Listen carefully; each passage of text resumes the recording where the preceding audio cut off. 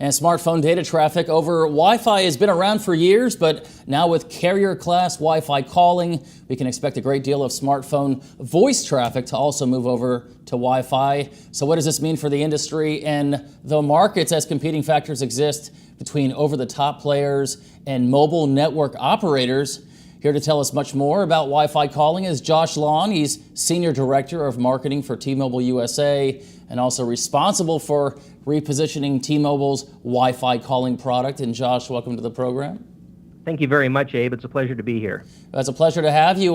Josh, speaking from a high level, how will the advent of Wi-Fi calling features on smart devices affect MNOs out there?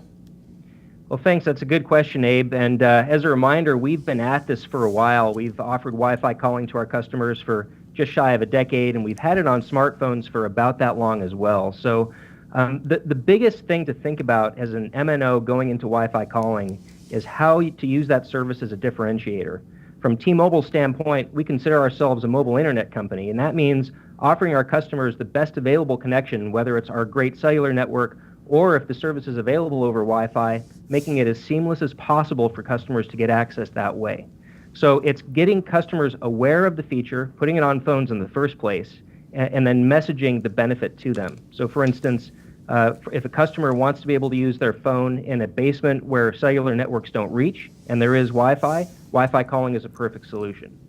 Now, you mentioned challenges in your answer. I heard an opportunity there for MNOs. Can you go a little more into detail about some of the challenges there? Sure. Well, first and foremost, again, it's getting on all device types because, again, we don't want to tell the customer what device they want to pick. We want to offer them the choice. So having Wi-Fi calling available on all platforms, ideally on all smartphones, is a very good thing.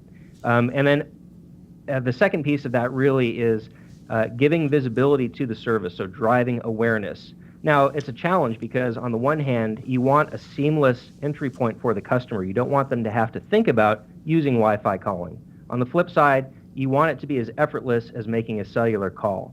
So one of the challenges that we overcame was lowering the barrier of entry to Wi-Fi in the first place, making Wi-Fi just toggle in general, part of that out-of-box experience, and then having Wi-Fi calling on top of that, effortless once Wi-Fi is enabled and authenticated. Josh, do you think the value of licensed spectrum will decline as these over-the-tops players continue to leverage Wi-Fi calling technologies and essentially really a lot of other different technologies as well in the unlicensed spectrum band? I don't see how it would. And really, when you consider what the OTT players, the over-the-top players are doing, we think it's actually it's fun to watch, and it's a rising tide effect because the innovation is driving improvement in quality of service across the board. But really, OTT services are apples and oranges compared to the service that we, as a licensed operator, provide. So whereas Wi-Fi calling really benefits geo-specific locations, in other words, it'll solve a specific point where a customer wants to use their phone, mobility is a big part of what customers do with our devices. So we continue to push for additional licensed spectrum, as well as opportunity to use unlicensed spectrum. That balance between the two really offers customers the most choice because we're really about offering the best available connection wherever a customer might be. So Josh, what's the MNO's primary concern as potential OTT players offer Wi-Fi calling over unlicensed spectrum? Well, again, I think there's that balance between licensed and unlicensed. Unlicensed spectrum is good up to a degree, but at the end of the day, if you want full mobility and full ability to use these increasingly data-hungry devices wherever customers want, you can only go so far with unlicensed, and what the OTT players are doing with unlicensed today, it's very good in very specific instances, but it doesn't cover the broad variety of use cases that most customers are used to with their mobile devices.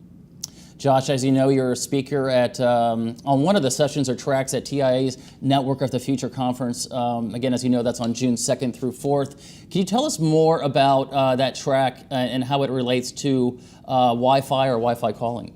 Sure, I'm really looking forward to that session. The event in general, Network of the Future event, is going to be a great event.